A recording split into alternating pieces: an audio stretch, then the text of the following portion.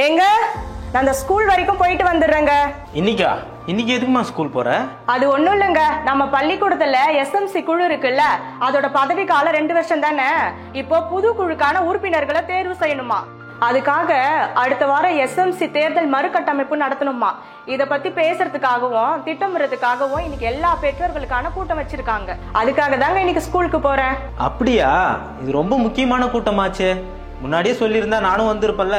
ஒரு 5 நிமிஷம் இரு, நான் கிளம்பி வந்துடுறேன். நம்ம அரசு பள்ளிக்கூடத்துல நடக்கிற எல்லா பெற்றோர்களுக்கான கூட்டத்துக்கு நாங்க ரெடி ஆயிட்டோம். அப்ப நீங்க தயாரா? பள்ளி மேலாண்மை குழு மறுகட்டமைப்பு குறித்து பெற்றோர்களுக்கான விழிப்புணர்வு கூட்டம் வருகின்ற ஆகஸ்ட் மாதம் 2ஆம் தேதி வெள்ளிக்கிழமை அன்று அனைத்து அரசு பள்ளிகளிலும் காலை 10 மணி முதல் மதியம் 1 மணி வரை நடைபெற உள்ளது. அனைவரும் வருக.